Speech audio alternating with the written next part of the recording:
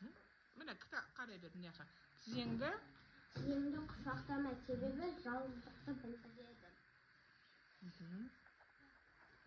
Жағыңды таянма себебі қайғырған адам ғана жағын таянады. Бас киіммен ойнама себебі бас киімдікі соның басы ауырады. Бос бесікті тербетпе себебі баласыз қалған ананың ғана бос бесікті тербетеді. Нан үстіне зат қойма себебі нан қасиетті тағам. Қолыңды төбеңе қойма себебі жол болмаған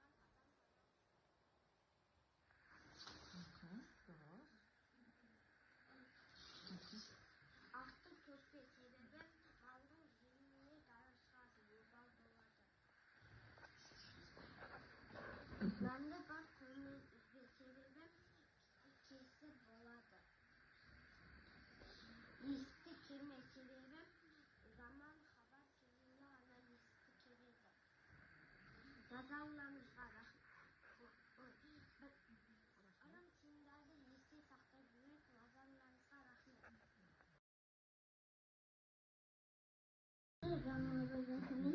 Тақырыбым мата қалай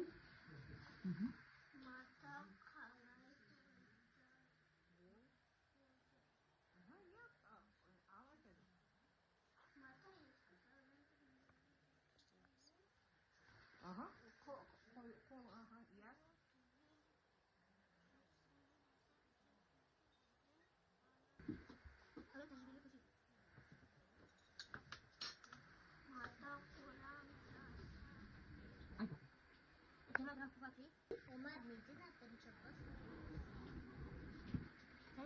Taqdirlarim жұмыртқа және жұмыртқа тағам есебінде пайдаланылады.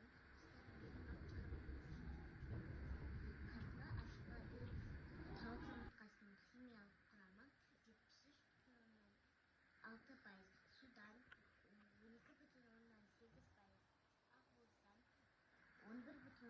ақуыздан 11,5%,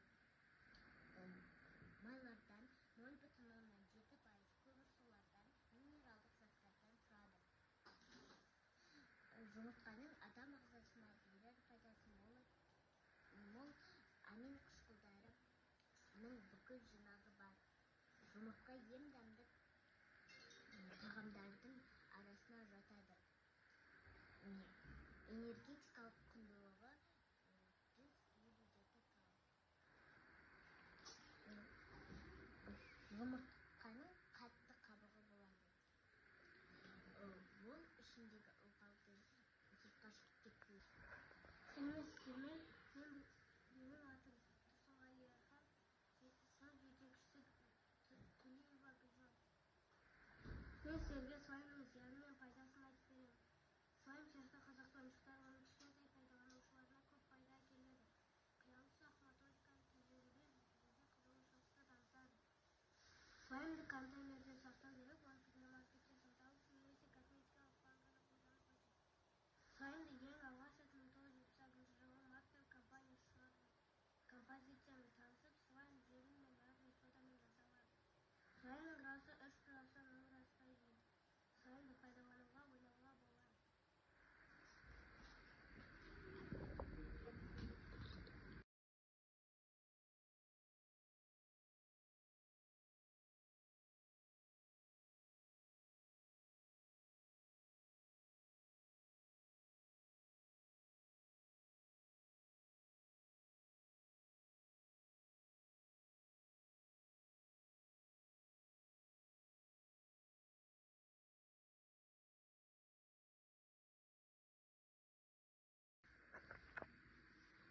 Біздің слайм осындай болып шықты. Назарларыңызға рахмет. Мен бірінші сынып оқушысы Бақтәулет Жұлдыз. Менің тақырыбым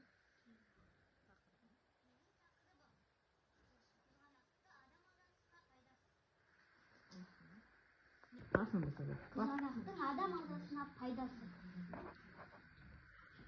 Қызанақты өсіріп күтіп сақтап, адам ағзасына қандай пайдасы?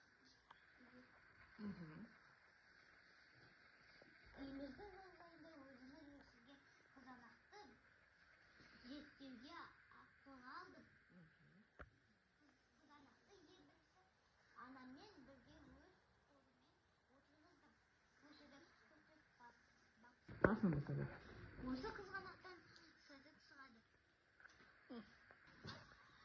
Мен бәрден сынап оқушыса болады десем, тақырыбы санат сыры жеті санын жеті емес. Мысалы, жеті ата, жеті ғалам, жеті қазына, жеті. Бесит колыбель взрослого будущего. Бесит — это древняя национальная колыбель. Это не только гробовство, но и инструмент воспитания. Тәжірибе жұмысын жасаймын. Ол үшін бізге тұзды су керек.